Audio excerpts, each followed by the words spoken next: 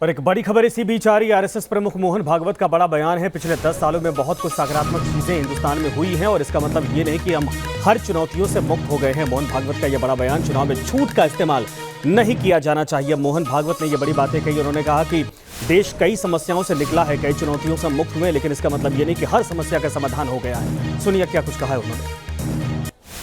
चुनाव लड़ने में भी एक मर्यादा होती है, उस मर्यादा का पालन नहीं हुआ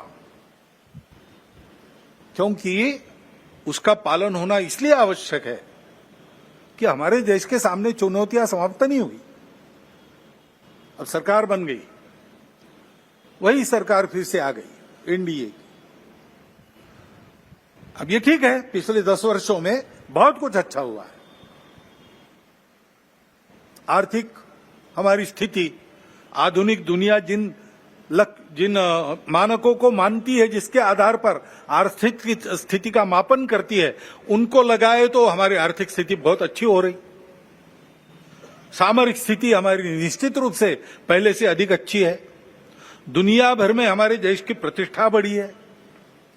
कला क्षेत्र में, क्रीड़ा क्षेत्र में, ज्ञान विज्ञान के क्षेत्र में, संस्कृति के क्षेत्र में हम सब लोग विश्व के सामने आगे बढ़ रहे हैं।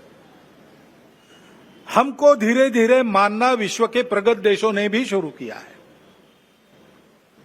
लेकिन इसका मतलब ये नहीं है कि हम चुनौतियों से मुक्त हुए। चुनाव में जो होता है उसकी बात ऐसी है, वास्तव में तो प्रजातंत्र की अनिवार्य आवश्यक प्रक्रिया है और उसमें दो पक्ष रहते हैं, इसलिए स्पर्धा रहती है। स्पर्धा रहती है तो दूसरे को पीछे करने का, स्वयं को आगे बढ़ाने का काम होता ही है, होना ही चाहिए, परंतु उसमें भी एक मर्यादा है। असत्य का उपयोग नहीं करना।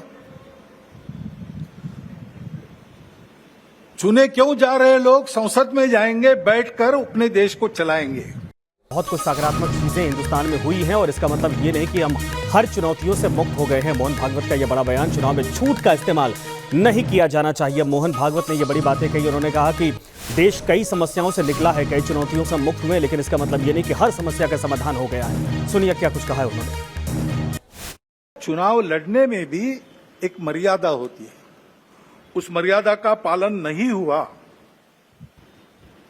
क्योंकि उसका पालन होना इसलिए आवश्यक है कि हमारे देश के सामने चुनौतियां समाप्त नहीं हुई। अब सरकार बन गई, वही सरकार फिर से आ गई एनडीए। अब ये ठीक है, पिछले 10 वर्षों में बहुत कुछ अच्छा हुआ है। आर्थिक हमारी स्थिति, आधुनिक दुनिया जिन मानकों को मानती है, जिसके आधार पर आर्थिक स्थिति का मापन करती है, उनको लगाए तो हमारी आर्थिक स्थिति बहुत अच्छी हो रही। सामरिक स्थिति हमारी निश्चित रूप से पहले से अधिक अच्छी है। दुनिया भर में हमारे देश की प्रतिष्ठा बढ़ी है। कला क्षेत्र में, क्रीड़ा क्षेत्र में, ज्ञान विज्ञान के क्षेत्र में, संस्कृति के क्षेत्र में हम सब लोग विश्व के सामने आगे बढ़ रहे हैं। हमको धीरे धीरे मानना विश्व के प्रगत देशों ने भी शुरू किया है, लेकिन इसका मतलब ये नहीं है कि हम चुनौतियों से मुक्त हुए। चुनाव में जो होता है उसकी बात ऐसी है, वास्तव में तो प्रजातंत्र की अनिवार्य आवश्यक प्रक्रिया है और उसमें दो पक्ष रहते हैं, इसलिए स्पर्धा रहती है। स्पर्धा रहती है तो दूसरे को पीछे करने का, स्वयं को आगे बढ़ाने का काम होता ही है, होना ही चाहिए, परंतु उसमें भी एक मर्यादा है। असत्य का उपयोग नहीं करना।